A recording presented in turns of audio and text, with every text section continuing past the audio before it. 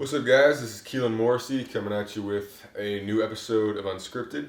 So, good morning or good evening to you, wherever you may be in the world watching this. Today, I'm going to be talking a little bit about personal branding and artistry, and how an artist and creator like myself can sometimes be held back by my past works, and what I might do to change that going forward.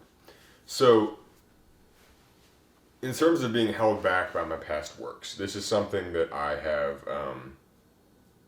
dealt with and struggled with for a while.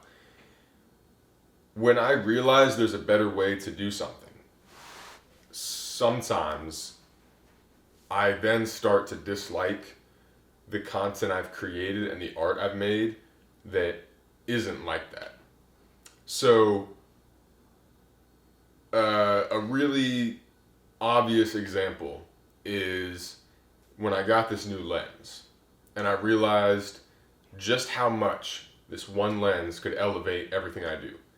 It can, create this gorgeous depth of field, this background blur that you're seeing. It can really, in videos like this and in films, that depth of field and that effect that this lens creates can add so many new layers to it.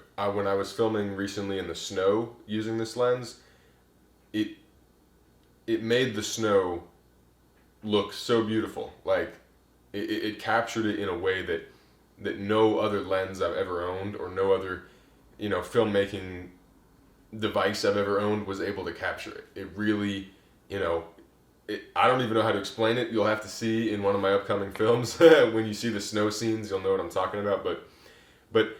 So upon getting this lens and realizing just how much it can elevate my art, I then started looking at old scenes and old movies, and I was like, man, if I'd had that lens, think of how much better this could have been. Think of how much, think of how I could have enhanced this moment in this movie by using a nicer lens, and that's all I would have had to do. It's just buy another lens, and then everything would have been better. And so then I get sort of in this cycle, in this trap of being held back by that. And the same thing has happened in the past, because before I got a camera at all or any lens of any kind, I filmed on iPhone, and so I filmed, let's take my DC films, for example, my villain series. I filmed the first 3 episodes of that series on iPhone. And then after that, it was all on camera.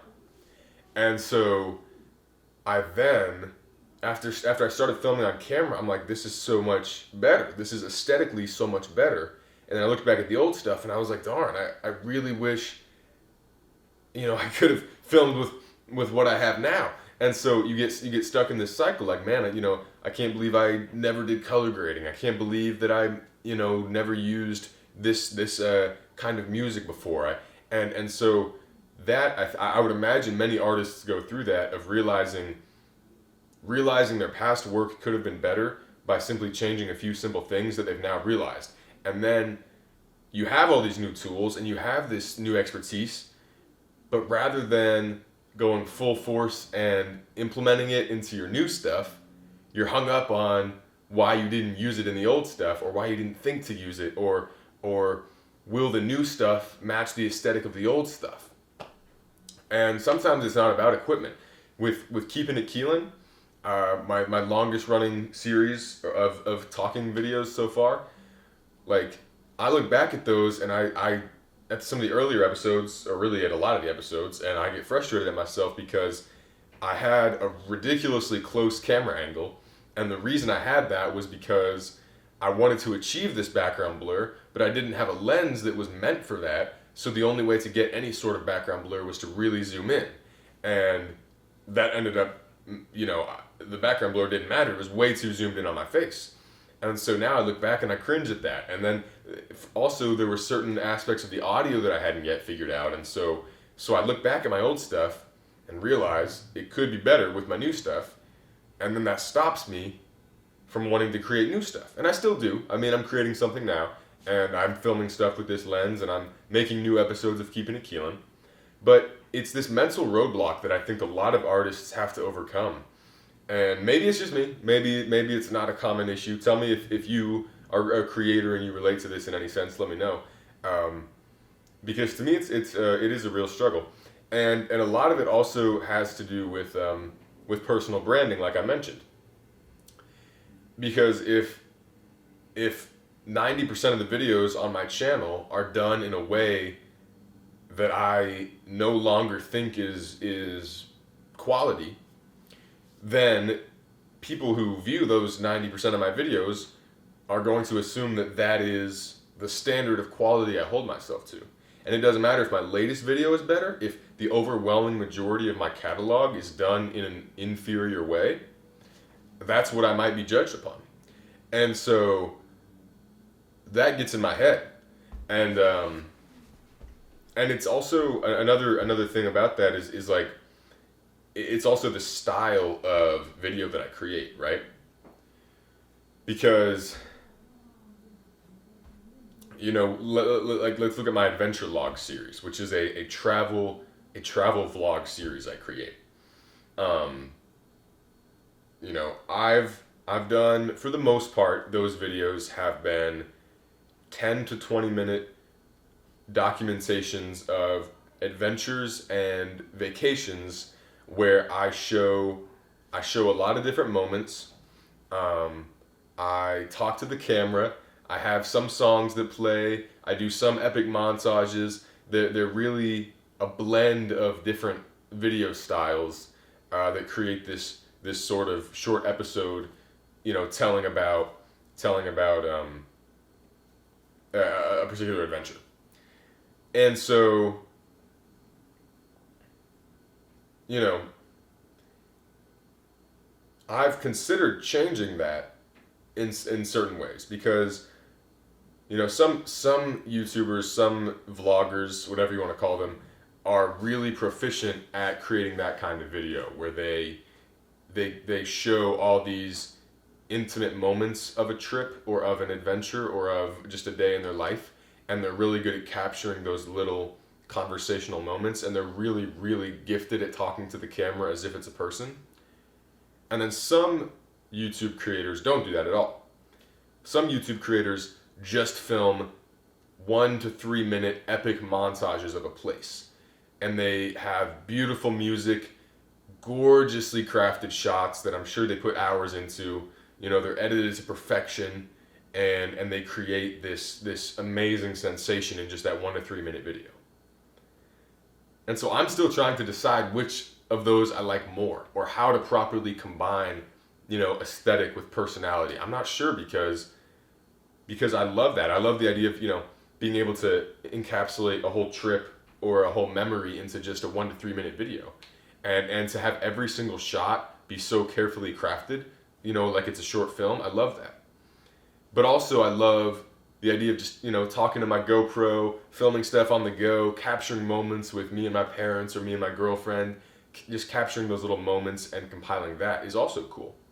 So then it becomes, if I start switching gears, if I take that series in a new direction, then all of a sudden my new stuff is no longer consistent with the old stuff. Then all of a sudden, what I have 20 episodes that are all like vlogs, and then all of a sudden they look like short films, and it's a whole new thing. And so maybe audiences don't care about that. Maybe audiences will say, okay, he's evolving, he's learning something new, he's trying something new, let it be that. But I think in my mind, and maybe this has a little bit to do with my personal OCD, like maybe I need that consistency. I need to feel like I'm being consistent, but in this game, it's growth over consistency. And so I have to remind myself that it's good that I'm getting new tools. It's good that I'm challenging myself in terms of what kind of storytelling I'm doing. It's good that I want to experiment with new aesthetics and new styles. Like, you know, I want to maintain a personal brand. I want people to know who I am. I want them to know my personality, but my personality is not someone who stays the same, who's stagnant constantly. My personality is someone who's always trying new things. And so I think that's a hurdle I need to get over. and a hurdle maybe other artists need to get over is, growth over consistency. Try new things, experiment with new styles, and in my mind, I love this idea of having a series that's essentially the same concept, the same style every episode, but a new hook each episode or whatever, a new little thing each episode. But you have to work to get there. You have to work to find something you're really passionate about. Like I've changed up Keeping It Keelan. Keeping It Keelan used to be talking to the camera. Now it's reading a scripted thing, and maybe I'll change it back. Maybe I'll make it a whole new thing. I don't know. But I need to just keep working to refine it and find what I love the most and what produces the best quality content and art. And as I'm doing that, I need to not get hung up on the past and not get held back by my past mistakes. And in truth, at the end of the day, like there's no mistakes because I'm happy to have everything that I have in my catalog. I'm happy to look back at films that I made. I can't even call them films. Videos that I made on my iPad mini in like 5th grade. I'm happy to have those and to look at them and to see like, these are so silly and ridiculous and poorly made, but it makes me happy to see the evolution I've had and the evolution my friends and I have had as creators and actors, and the evolution that the equipment has had. It went from filming on an iPad mini just because I had it to this wider arsenal of stuff, and that's cool to see. I think I mentioned in another episode in the past, not of this series, but a different series that being a filmmaker is awesome, and especially being a frequent producer of films and video content, because you get to watch your own progress from start to finish as if it's a movie, and that's really a unique thing that not many other professions you get that. So yeah, and there's even stuff to be learned from those older videos. Like something I was thinking about is my humor. Like I feel like in my current content, not enough of my sense of humor gets expressed because I'm always talking about serious things. I'm always talking about mental health or art as a whole, these big concepts, or I'm making films. But my natural sense of humor that comes out when I'm more so with my friends or when I feel more comfortable, I was really able to capture that in my older videos. Like just the pure goofiness and weirdness and quirkiness of my humor and how I acted with my closest friends and family. Like I captured that in my videos, and the reason for that was because those videos weren't made to be shown to anybody. Those videos weren't made with an audience in mind. They were made, the only audience was myself or my parents or a friend or two. And so I was like really myself, I didn't care at all. I would say the most absurd, silly things. And now I look back at that, and even though the filming was terrible and the acting was ridiculous and the editing was non-existent, I can look at that and I can still learn from it.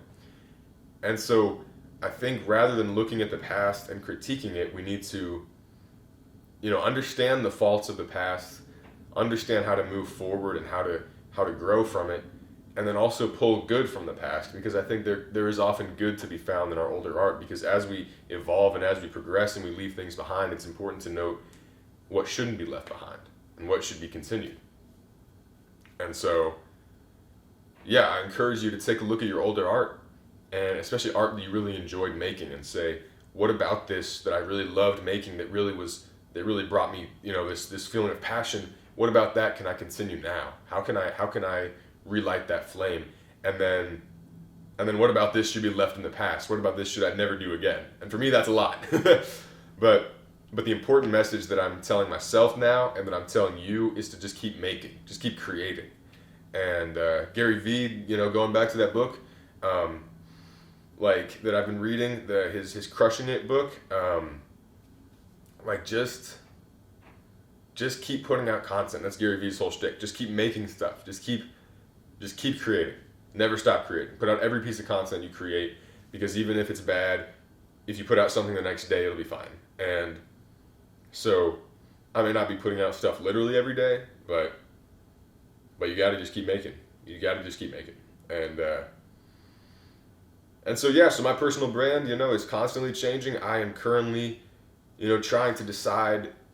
I have ideas for new series. I have ideas for new content, for new stories. And it's a balance between saying, okay, how often do I want to be working on short stories? How often do I want to be working on comics? How often films or this kind of video? Like, where do I want to put my time and my energy? Because there's so many different things I'm trying to do. Do I need to just find more of a niche? Like, there's so much to determine, but ultimately, at this point in time, KM Productions and Keelan.com and my channel and all that stuff, my personal brand, it's a human brand is what it is.